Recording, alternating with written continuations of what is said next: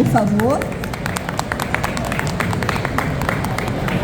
Nossa conversa hoje, então, com a Dedé é audiobook, dando voz às palavras. Dedé é atriz, é locutora, né? Grava comerciais e grava também audiolivros, né? Todo mundo já deve ter ouvido um audiolivro, se não ouviram ainda, é um caminho sem volta, né? Alguns ajudam até a gente a dormir, dependendo da voz. Mas é um trabalho que é importante, que ela vai falar um pouco sobre isso, que não é simplesmente chegar e sair lendo, né? Tem muito conceito e muita técnica envolvida nisso tudo. Então vamos ouvir um pouquinho sobre como é esse processo, né?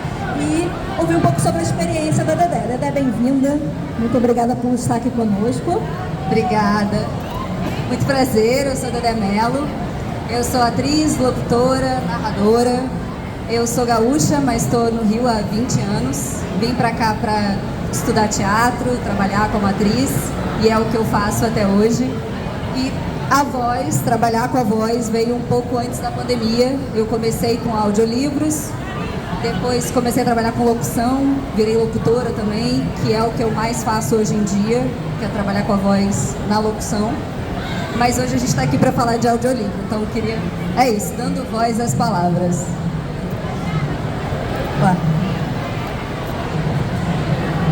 Eu diria que dando vozes, né? Porque a Dedé tem múltiplas vozes, vocês vão ver isso. Depois ela faz uma demonstração pra gente depois. Bom, o que é audiobook, né? É o ato de ouvir um livro, uma outra forma de leitura, um novo jeito de conhecer histórias. Então, como é feito um audiolivro, né? Eles escolhem narradores, narradoras, e você lê esse livro em voz alta. A gente grava num estúdio ou numa cabine acústica com um bom microfone. Algumas vezes você é dirigido para fazer esse livro, outras vezes você grava sozinho. E aí esse áudio é mandado para uma produtora ou uma editora, depende de quem está fazendo esse audiolivro. É editado, às vezes é colocado trilha ou efeito sonoro ou não. E aí depois vai para as plataformas para você poder ouvir esse livro. Eu peguei essa frase porque quando eu comecei a trabalhar com audiolivro, eu comecei a ler sobre, eu tive um preconceito de o audiolivro ser uma coisa que a gente vai te distanciar dos livros, né? E eu sou muito apegada ao papel, ao livro físico. Então eu achava que isso podia afastar as pessoas do livro. E não, pelo contrário. Então eu trouxe essa frase aqui. Eu acho que há quem pense que o audiobook distancia o leitor da paixão pelos livros. Mas não, é apenas mais uma alternativa que incentiva o acesso ao conhecimento literário.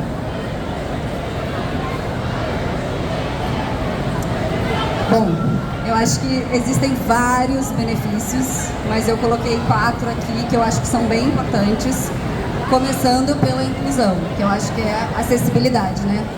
Isso é sempre muito legal, a gente trazer cada vez mais acessibilidade e traz para portadores de deficiências visuais e pessoas que têm dificuldade na leitura, né? Que têm algum transtorno de leitura, como dislexia ou qualquer outra coisa, que você traz esse acesso da leitura para essas pessoas. Isso é bem bacana. Construção de pensamento crítico, porque desenvolve áreas do cérebro que se esforçam para processar simultaneamente as informações. Quando a gente lê, a gente usa a visão, né? Quando você escuta, você usa outro instinto e isso mexe em outros lugares do cérebro que ajudam a gente a entender, a aprender, enfim.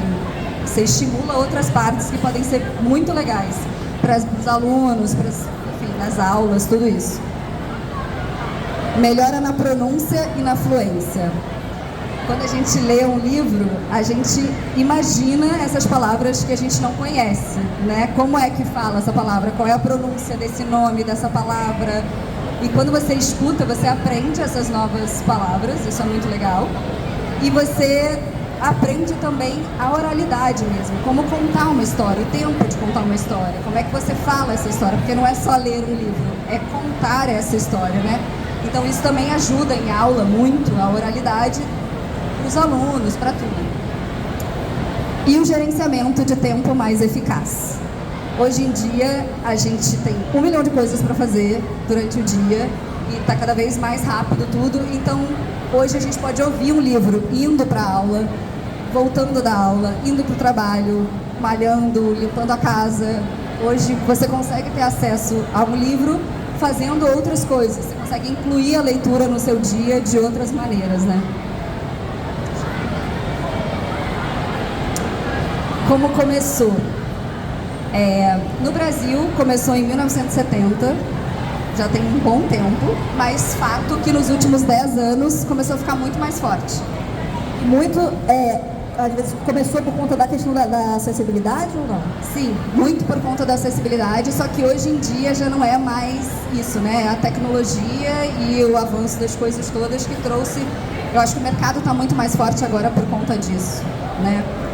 E acho que quando é gravado só com o objetivo da acessibilidade, não tem essa preocupação da emoção, pelo menos a gente vê geralmente sim, um pouco mecânico, né? É diferente. Quando você grava para acessibilidade, é a leitura mais branca possível, é o ler o texto mesmo, para deixar na imaginação de quem está ouvindo.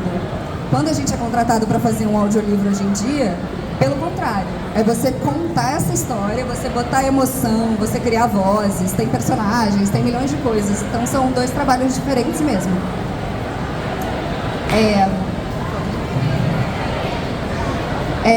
Foi feita uma pesquisa em 2019, publicada no Publish News, que identificou que o mercado de audiobooks movimenta 180 milhões de euros. Ou seja, essa pesquisa foi feita há 5 anos atrás. Então hoje, com certeza, mais de 200 milhões de euros, enfim, é muita coisa e é um mercado que está só crescendo. Então tem muito mercado de trabalho nisso, né? Não só a narração, mas edição, produtoras que estão fazendo. É um mercado gigante que gera muita renda também, né? Nos Estados Unidos, o lugar mais forte do mercado hoje, que é os Estados Unidos, eles fazem mais de 45 mil títulos por ano. Ou seja, mais ou menos 4 mil livros, audiolivros por mês. É muita coisa. Então é muita produção, assim. E lá fora, isso é só uma curiosidade, né? Tem um Oscar da voz, isso é muito legal, chamado Audi Awards, que são prêmios de áudio. E aí tem várias categorias, são 24 categorias.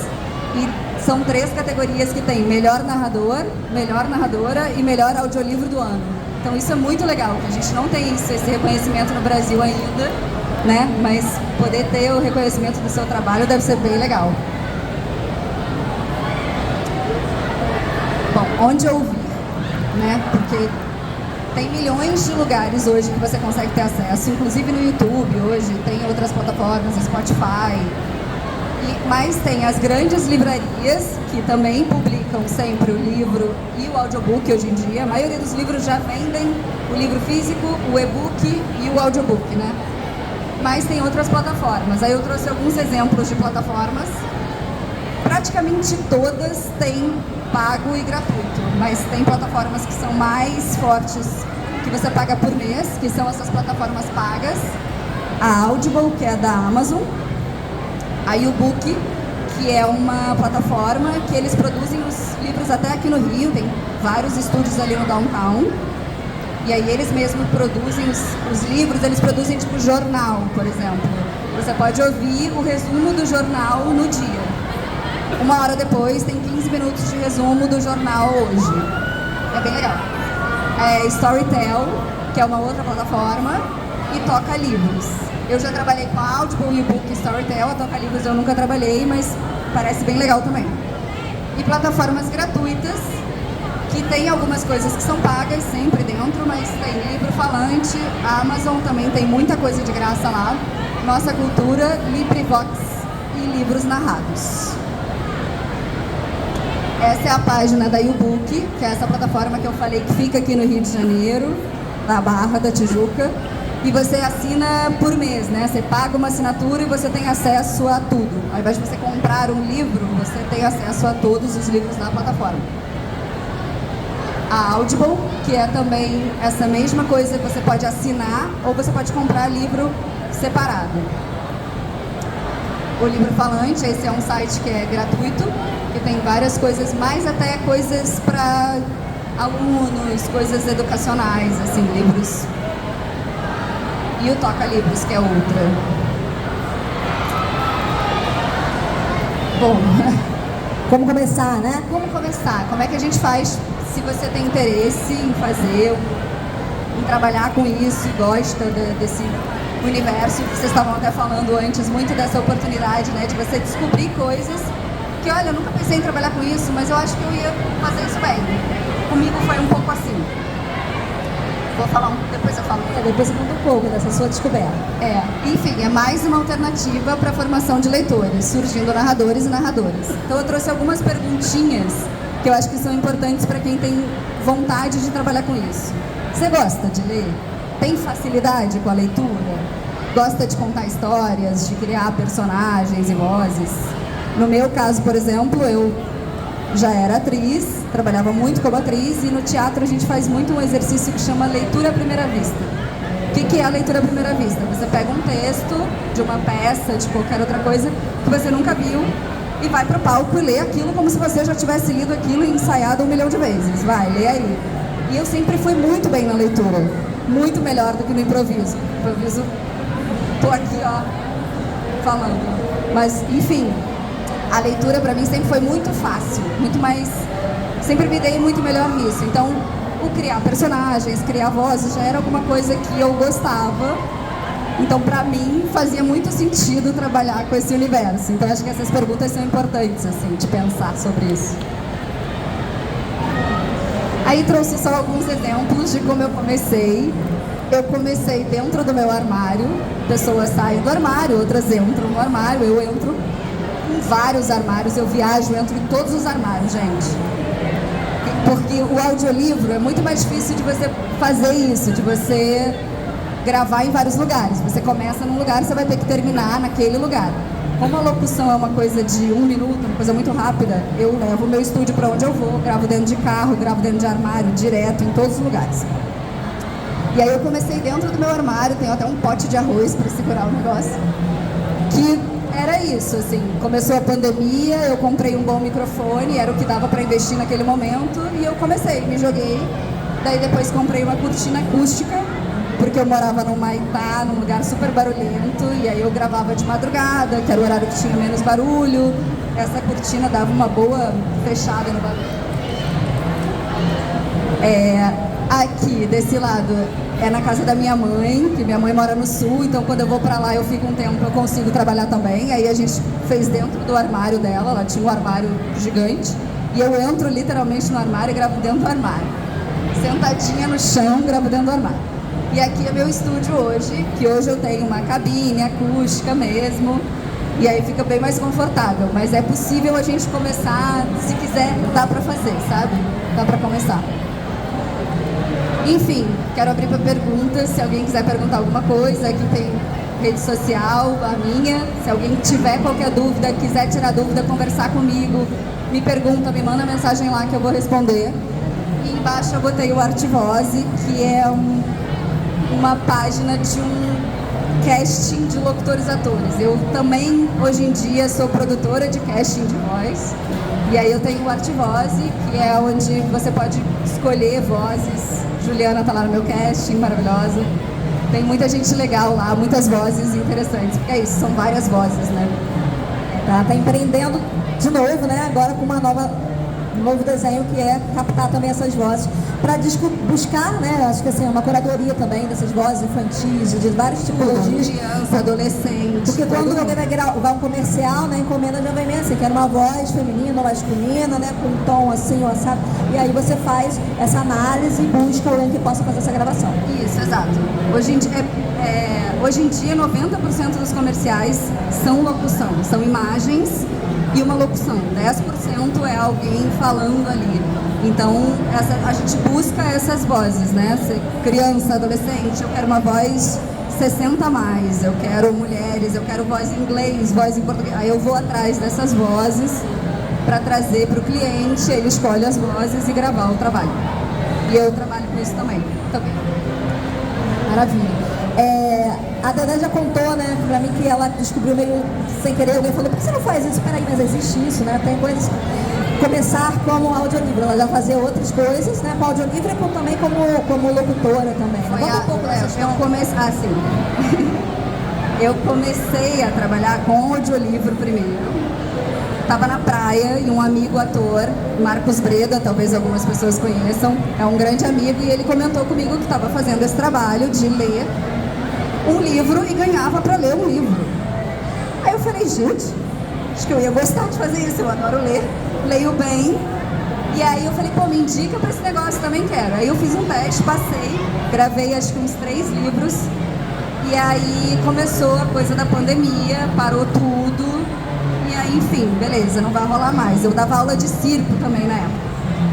E aí fui pro Sul e um amigo falou pra mim, poxa, acho que você podia investir, comprar um microfone e montar um estúdio na sua casa, porque aí vai ter trabalho e não vai ter quem faça. Você vai conseguir trabalhar de casa. Falei, será? Tinha dinheiro para pagar o aluguel para comprar um microfone. Eu falei, tá bom, não adianta ter um mês só. Investi, comprei o microfone e comecei a trabalhar com isso. Só que eu na minha ansiedade de hoje em dia, eu avisei logo que eu já tinha um estúdio e que podiam me mandar trabalho. Só que não tinha nem chegado o microfone. E aí eu fiz um teste, tá aprovada, pode começar a gravar. Aí eu, meu Deus. Aí eu comecei a procurar, e o microfone atrasou, chegou, eles não aprovaram o meu microfone. Eu chorei baldes. E aí a minha irmã, é só devolver, você tem 7 dias, você comprou pela internet. Eu falei, meu Deus, o caos, enfim. Aí pedi ajuda para um amigo que morava no Sul e que trabalhava com isso. E aí ele falou, Dedé, grava na minha casa. Porque eu tenho um home studio, eu tenho uma produtora, mas está fechada, você grava no meu home studio. Aí eu pensei, abril da pandemia, assim, março, abril, era o início, eu estava na casa dos meus pais, vou matar meus pais, vou sair, vou voltar, os meus pais com mais de 60 anos.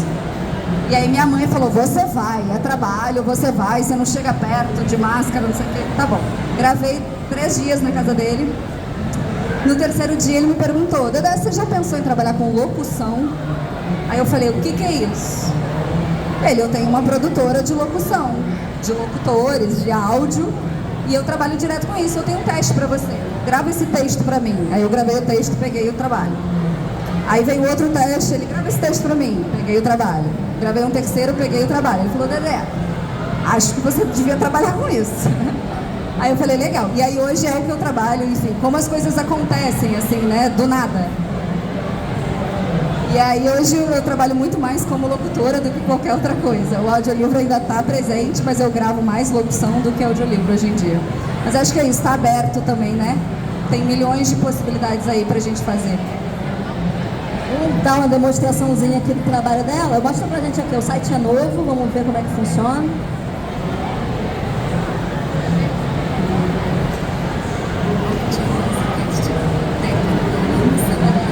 Vai ajustar o áudio. Vocês verem uma demonstração aí do trabalho do Dedé. Essa é a minha página do Artvoz, onde tem essas vozes todas para você chegar lá e escolher uma voz para o seu trabalho, para a sua empresa, para dar uma cara para a sua empresa.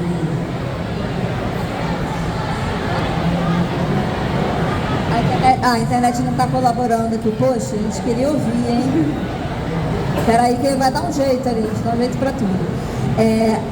Meu carro já foi estúdio da Dedé, numa viagem, né? Já, bastante. Isso é legal também, é uma profissão que possibilita estar em qualquer lugar e gerar um produto, claro, conhecendo as características técnicas, as limitações, para saber, né? Vai no armário, vai no carro, onde é, que microfone, então tem que se organizar também para isso, né? Sair gravando de qualquer jeito. Porque ela grava, isso vai para ser aprovado. Se não for aprovado, não foi. Tem que regravar até que eles falem, esse padrão tá ok, né? E pode seguir gravando antes dessa maneira. Perfeito, é isso mesmo. Mas realmente é um trabalho que te possibilita estar no mundo e você grava pro mundo, né? Eu trabalho com empresas do Brasil inteiro e empresas lá fora. Agora, recentemente, fechei um trabalho com uma empresa lá fora. Então, assim, é uma possibilidade de você fazer trabalho para todos os lugares. Essa é a demonstração do Artvoz, né? Conquistar seu público. Artvoz. Artvoz.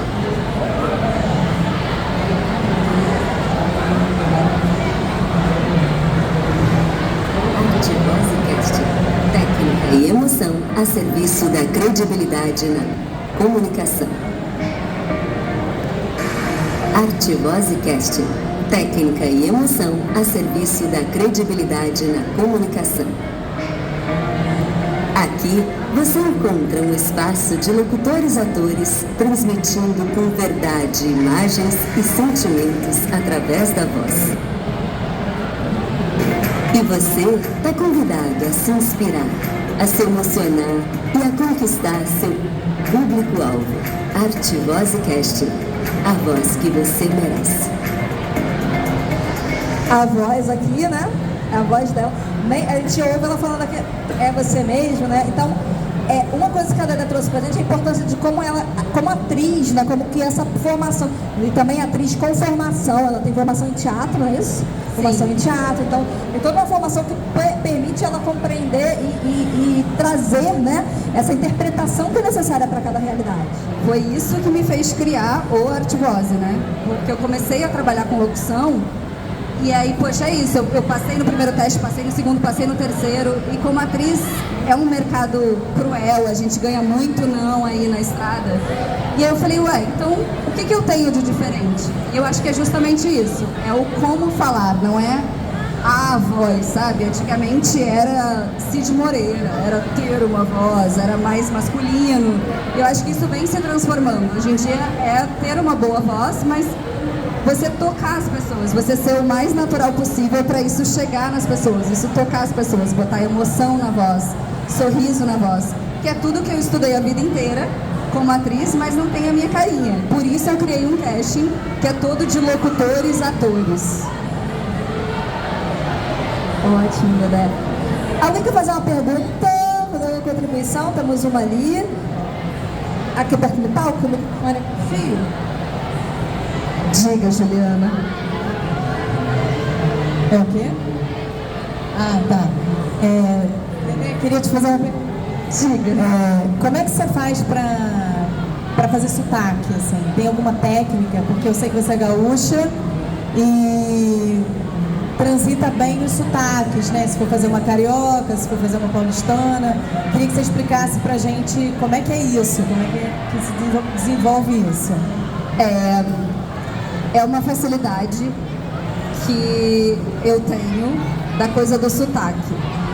Quando eu vim para o Rio, em 2004, eu cheguei aqui para fazer tablado com você. E no curso, eu cheguei em julho, então era improviso até julho. E depois de julho era a montagem de um espetáculo.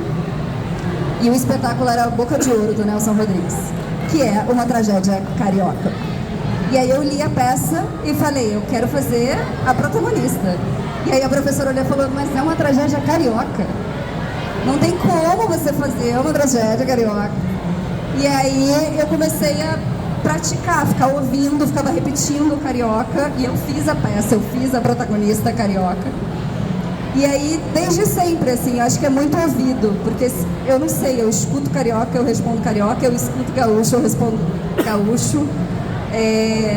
Eu acho que é muito ouvido, assim, dá pra fazer uma fono, né? Porque o carioca tem o S, que é mais difícil de perder. O meu sotaque já era mais fácil de limpar, porque é um sotaque mais limpo. Acho que isso facilita também. Já ter nascido gaúcha pode ter sido bom pra isso, mas eu acho que é mais ouvido mesmo, assim. Praticar, né? Que nem quando a gente é um outro idioma, né? Quando você aprende outro idioma, tem que praticar os fonemas, né? Essa pronúncia. E prática, né? Ouvir muito, repetir, mas é também um exercício de muita dedicação, né, Dedé? Sim, é um bom ouvido e dedicação. Temos mais uma pergunta aqui para Dedé. Se apresenta, eu acabei não pedindo para ela se apresentar, né? Juliana Maldonado. Tá apresentar? É uma das minhas vozes, gente. Como vai, gente? Juliana Maldonado, prazer. Um prazer estar aqui vendo minha amiga dando essa palestra e explicando pra gente sobre as vozes.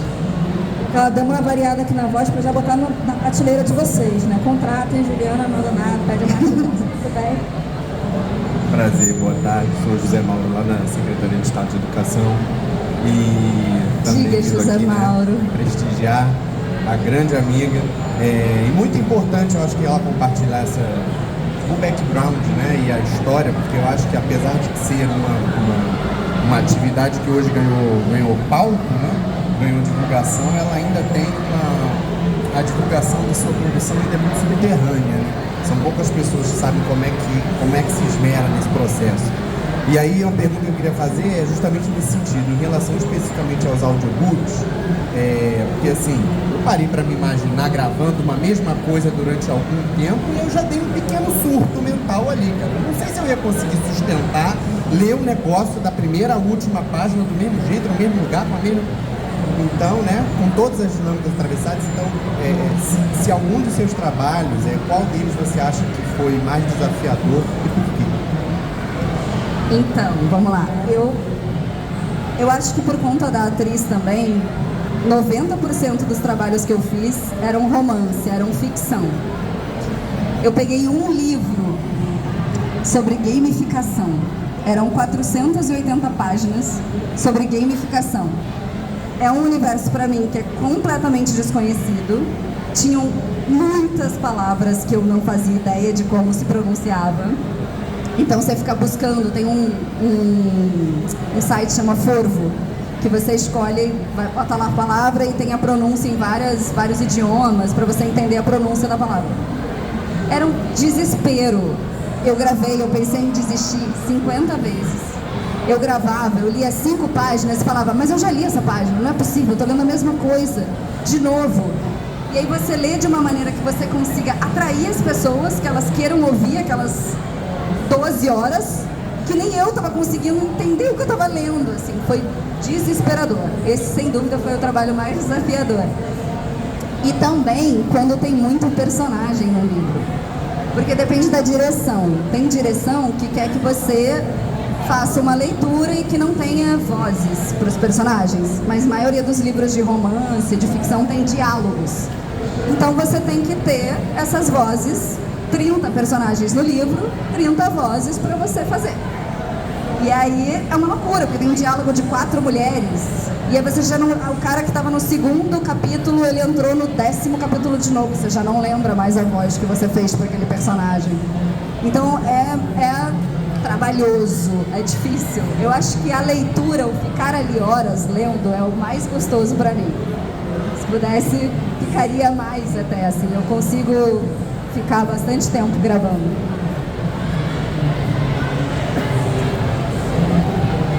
Eu sou fã dos meus professores, então meu professor Aristides me deu aula de desenho, consegui até desenhar, né, Cris? Ele está aqui, vai estar com a gente na programação amanhã, né? Amanhã falando sobre histórias de quadrinhos, muito mais do que você imagina.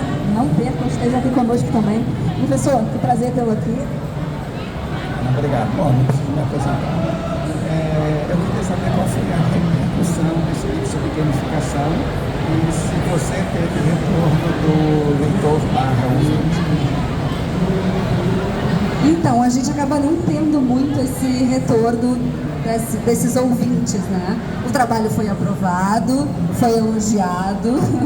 Depois eu fui contratada para fazer 2 vezes resumos desse livro, que eu acho que as pessoas não deviam ouvir o livro inteiro. Me chamaram para fazer 2 resumos do livro e eu fui contratada também para fazer os resumos, então eu acho que o trabalho foi bacana. Mas eu não tenho esse feedback. Eu tive uma vez da autora, que era uma autora de Londres, e ela veio falar comigo que ela tinha amado e que o livro estava sendo muito elogiado e agradecer de ter dado voz ao livro dela. Mas foi a única vez que eu tive um retorno desses audiolivros, porque a gente acaba não tendo mesmo. Vai para a plataforma, a gente ganha para fazer o livro. Foi para a plataforma, já não tem mais, eu não tenho mais esse alcance.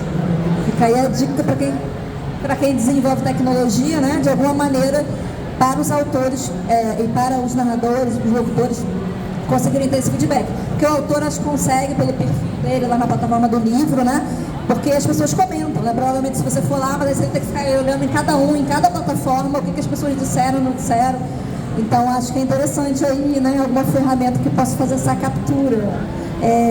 Eu fiquei curiosa agora. Isso seria muito legal, que eu falei da coisa do reconhecimento lá fora, aqui não existe, né? Então isso também ajuda. Nem na locução, nem na narração, na locução comercial, enfim, ele ganha prêmio de melhor direção, melhor ator, melhor não sei o quê, a voz.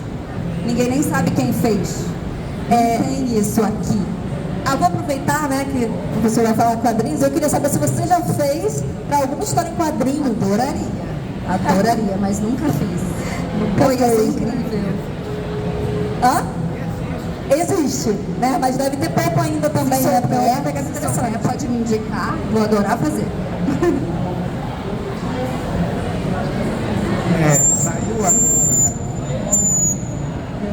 Saiu no ano passado, uma série da Netflix do Sandman. E o Sandman é uma história em quadrinhos, uma série de novos que faz muito sucesso. E saiu há pouco tempo nos Estados Unidos o audiolivro, o audiobook do Sandman. Então, é engraçado porque você vai ter só um som de uma história que foi feita para ser imagem. Né? É quase como se você pegasse um filme, tirasse a imagem e visse só o som. Eu ainda não vi, mas as pessoas elogiam muito, porque o que eles fazem? Eles entram com som, com uma série de coisas. Ele vai se aproximar. Tem uma ambientação também, né? Ele vai se aproximar um pouco das antigas radionovelas. Sim, e o que tá voltando agora também? Tá tendo muito... No Spotify tem muitas radionovelas, tem muitas séries só de áudio. E isso me lembra uma coisa interessante de um grupo francês de literatura chamado Olipo. E tem também uma versão de quadrinhos que é o Babô. É Ouvrage en Littérature Potentielle. E eles, de bande dessinée potentielle, é uma espécie de oficina de literatura potencial, de oficina de história de quadrinhos potencial. O que eles fazem? Eles propõem jogos e você vai trabalhar em cima disso. E nas histórias em quadrinhos, um dos caras que propõe o exercício de restrição. Como que a restrição faz você ser criativo. Então, por exemplo, contar uma história em quadrinhos em que todas as imagens aconteçam dentro de casa. Ou que aconteça só o personagem a cara dele. Então, assim, a restrição para um lado faz com que você seja criativo em outro. Com certeza. Talvez por isso a volta da radionovela, porque se você for pensar, você tem imagens direito na internet. Por que na internet voltar para o rádio? É o caso, por exemplo, dos Spotify, que tem como chama? Esqueci. Você tem podcast, exatamente. Quer dizer, na época que a gente vive com todo o acesso ao audiovisual, você voltar a ter som só. Exato. É interessante. Total. Mas para a criação de um roteiro também, né, amiga? Essa coisa de... Para você criar um roteiro e com uma verba curta, é isso. O roteiro inteiro tem que se passar em uma locação. Ou isso também. Eu vi uma palestra no Rio 2C, há umas 3 semanas atrás, que estava rolando. E eles falando sobre isso, que ele tinha uns 3 projetos que ele apresentou para a Globoplay, não foram aprovados. Ele apresentou para a Globoplay como áudio só e os 3 foram um sucesso. Agora querem fazer. Então ele conseguiu mostrar o trabalho dele dessa maneira, que era muito mais econômico de fazer. E aí agora eles querem o projeto, porque viram que era um projeto super bacana. Então...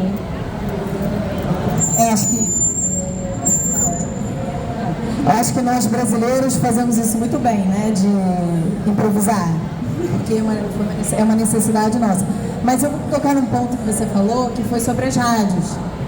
Você falou que a criação do audiobook, você estava contando a história.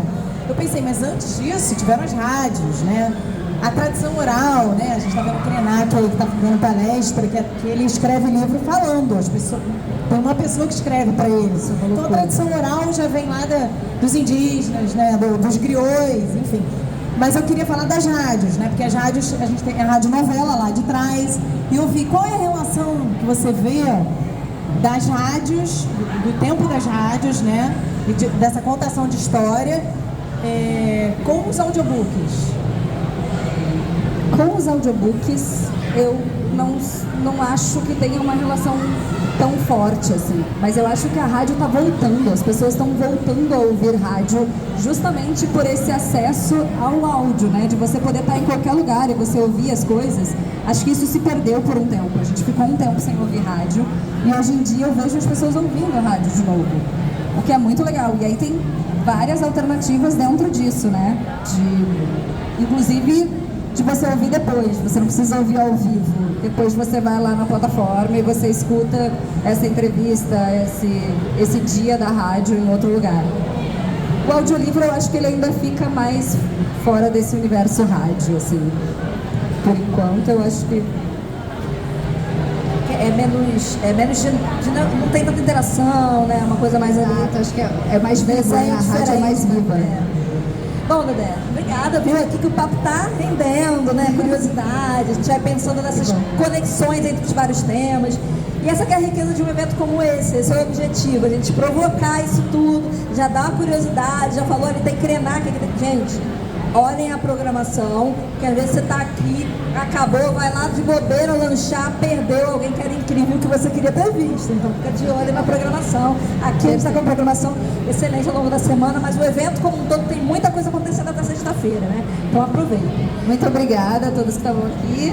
Se quiserem fazer qualquer pergunta, qualquer coisa, posso falar. Muito obrigada, Dedé, por aceitar o convite, por estar conosco e compartilhar tudo isso conosco, tá bom?